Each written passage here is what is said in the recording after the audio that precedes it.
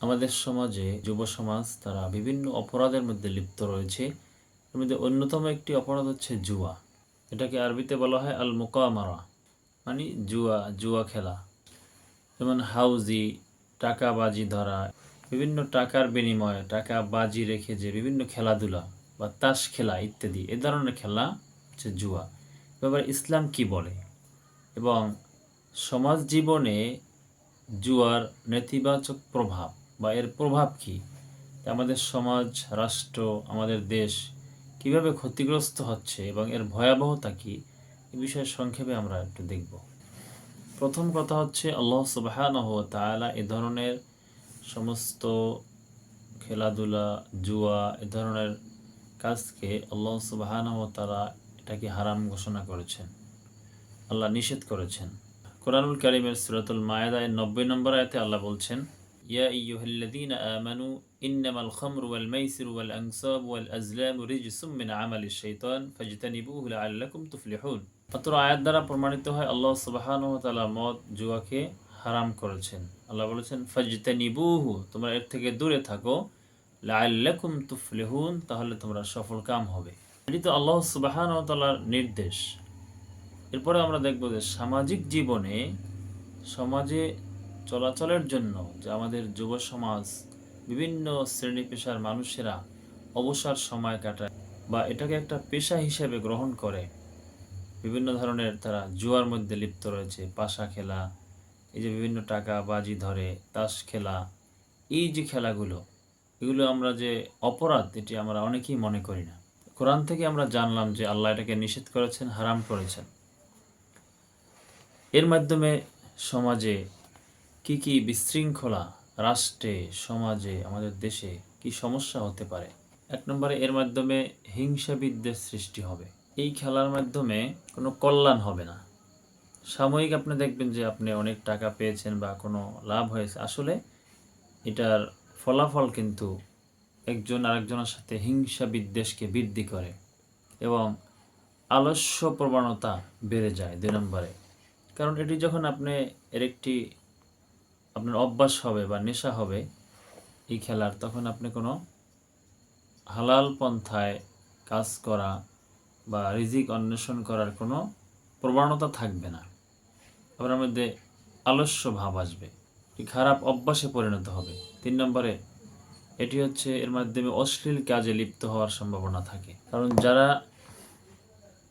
কাজের মধ্যে থাকে, হালাল কাজ করে, খেতে খামারে, আল্লাহ বলেছেন যখন তোমরা সালাত শেষ করো তখন তোমরা জমিনে ছড়িয়ে পড়ো।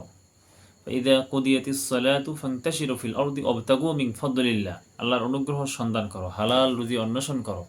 তাহলে মানুষকে আল্লাহ কোনো অবসর সময় বা আলস্য সময়কে কাটানোর জন্য আল্লাহ মানুষকে সৃষ্টি করেন না, প্রত্যেকে আল্লাহ কাজ দিয়েছেন। তাহলে যে ব্যক্তি এই জুয়ার মধ্যে লিপ্ত থাকে, তার ভালো কোনো হালাল পন্থায় বৈধ কোনো কাজ করতে তার ভালো লাগে না। 4 নম্বরে, ঘর সংসার ধ্বংস হওয়া। এর কারণে পারিবারিকভাবে বিভিন্ন সমস্যা দেখা যায়। এর মাধ্যমে পারিবারিক কলহ, পারিবারিক দ্বন্দ্ব সৃষ্টি হয়।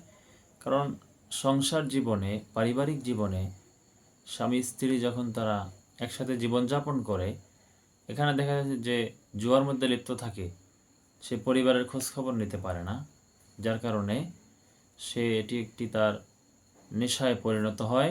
সংসারে এ নিয়ে দ্বন্দ্ব, সংঘাত, ঝগড়া বিবাদ লেগেই থাকে। ফলশ্রুতিতে এক পর্যায়ে দেখা যায় যে বিরাট আকারে ফাসাদ সৃষ্টি হয়, এক পর্যায়ে এই সংসার ভেঙে যায়। এর নজির আমরা অনেক দেখেছি।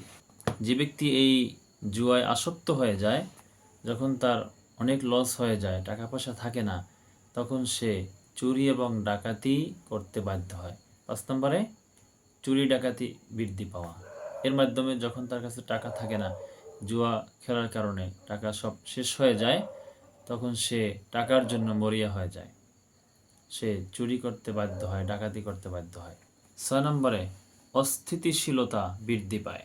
যখন ওই জুয়ারি ব্যক্তি চুরি ডাকাতির প্রতি অগ্রসর হয়, তখন সামাজিকভাবে বিশৃঙ্খলা সৃষ্টি হয়। এজন্যই আল্লাহ সুবহানাহু ওয়া তাআলা এই কাজকে নিষেধ করেছেন সূরা মায়েদার 91 নম্বর আয়াতে আল্লাহ বলছেন, ইন্নামা ইউরিদুশ শাইতানু, আর শয়তান চায়, আইয়ুকিয়া বাইনাকুমুল আদাওয়াতা ওয়াল বাগদাআ ফিল খামরি ওয়াল মাইসির, মদ এবং জুয়ার মাধ্যমে তোমাদের মাঝে শত্রুতা বিদ্বেষ সৃষ্টি করতে চায়।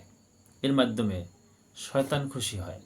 এর মাধ্যমে দ্বন্দ্ব, ফাসাদ, ঝগড়া বিবাদ এবং সামাজিক জীবনে, পারিবারিক জীবনে, ব্যক্তি জীবনে, রাষ্ট্রীয়ভাবে সর্বত্র ফিতনা ছড়িয়ে পড়ে। এই মদ এবং জুয়ার মাধ্যমে তাদেরকে এই খারাপ কাজে লাগিয়ে রাখে।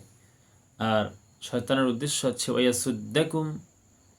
ওয়াইয়াসুদ্দাকুম আন যিকরিল্লাহ, আল্লাহর স্মরণ থেকে তাদেরকে দূরে রাখে, এর মাধ্যমে লিপ্ত রাখে। আল্লাহর কাজে, আল্লাহকে স্মরণ করার কাজে বাধা সৃষ্টি করে। ওয়া আনিস সলাহ, এবং সলাৎ থেকে তাদেরকে দূরে রাখে। এর মাধ্যমে সে ব্যস্ত থাকে সারাদিন জুয়া নিয়ে, তার নেশা নিয়ে সে ব্যস্ত থাকে। আল্লাহকে স্মরণ করা, আল্লাহর জন্য ইবাদত করা, সলাৎ আদায় করা, এগুলো সে করার আর সময় পায় না। আল্লাহ বলছেন, প্রশ্ন করছেন, ফাহাল আনতুম মুনতাহুন, তোমরা কি এরপরেও এগুলো থেকে নিবৃত হবে না, বিরত হবে না? এগুলো তোমাদেরকে ধ্বংসের দিকে নিয়ে যাবে। খাসিরাত দুনিয়া ওয়াল আখিরা, দুনিয়া এবং আখিরাতে ক্ষতিগ্রস্ত হবে। এই জন্য আসুন, যারা আমরা এই কাজে লিপ্ত রয়েছি, এ ধরনের অবৈধ কাজ, জুয়ার মধ্যে আমরা সময় ব্যয় করছি, আপনি দেখতে পাচ্ছেন যে সাময়িক কিছু আপনি টাকা পাচ্ছেন বা লাভ হচ্ছে, কিন্তু সর্বশেষ পরিণাম আপনি দুনিয়ায় সব হারাবেন, আখেরাতেও ক্ষতিগ্রস্ত হবেন। আল্লাহ আমাদেরকে বুঝার তৌফিক দান করুক, আমাদের যুব সমাজকে, আমাদের দেশকে এই জুয়া থেকে রক্ষা করুক।